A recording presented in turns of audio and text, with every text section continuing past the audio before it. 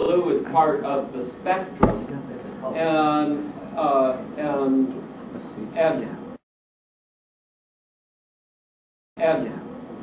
humans have defined it wrong if we say the rug is blue. We live in a colorless world. That's so weird. And Plato is about trying to be right and not being wrong.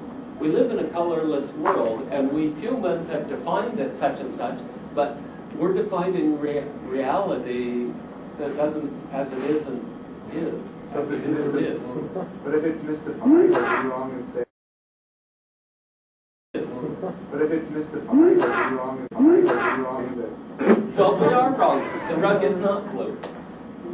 We live in a colorless world. But you know, but what if you know it's not blue? Isn't it still a blue? Yeah. So if I say that's a blue. No, it's not still blue. Even if we know it's not blue. But then you can't call it another color. I get it. Yeah. So what color is the rug to you? Oh yeah. No, well, to me it's blue too, but I know it's not blue. So And there's a difference between my opinion of what it is and what it is. This is Plato. That we live in a cave of our opinions, but our opinions are often wrong.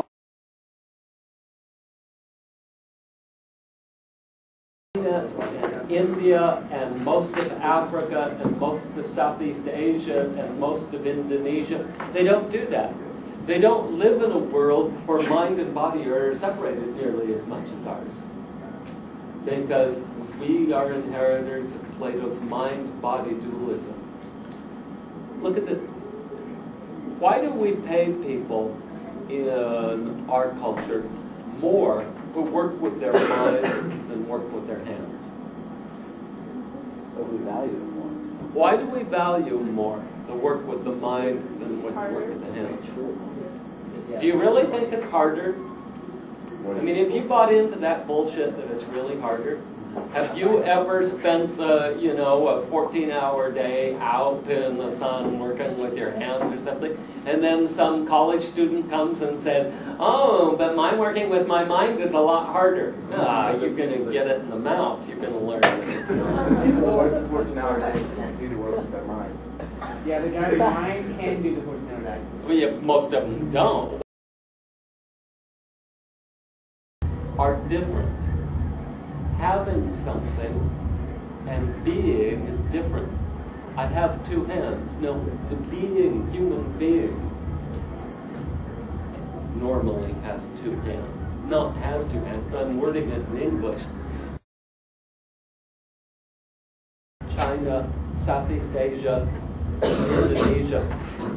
We can't do that so much. It's an occasion. It isn't me and you, it's an event. And the events are in process. In the West, everything is dualistic. In the East, it's not. And that's kind of what we're going to look at this semester.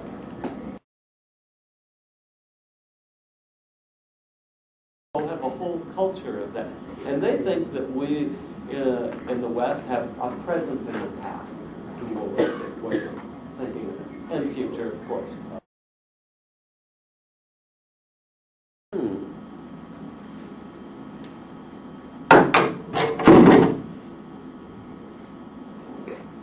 What's that?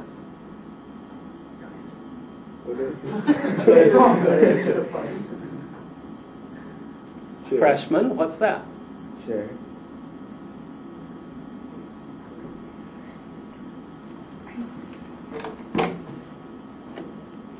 Looks like a chair. Feels like a chair.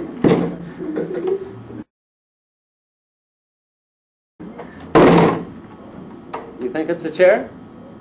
Yeah.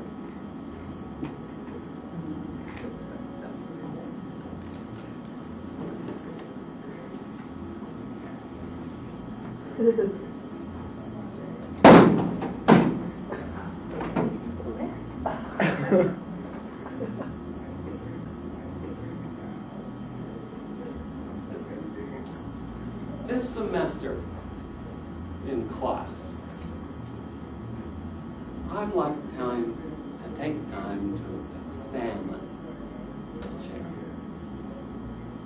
Just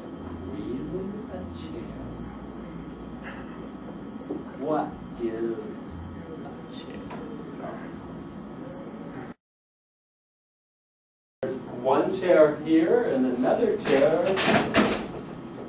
It's a very different chair.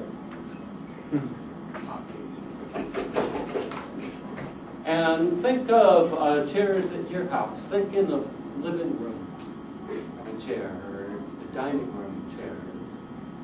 Think of chair if there's one in your bedroom. Some people have beanbag chairs.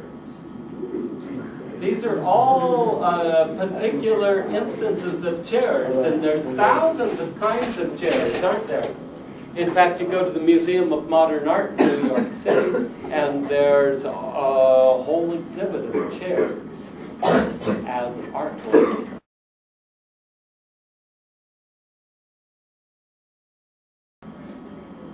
Are you convinced that the idea that this chair isn't really real, or that it's removed from reality? No. No, it's not an idea. It's a chair. It's a particular chair. It's not an idea at all. If so, it's a dumb idea. It's pretty uncomfortable or something like that.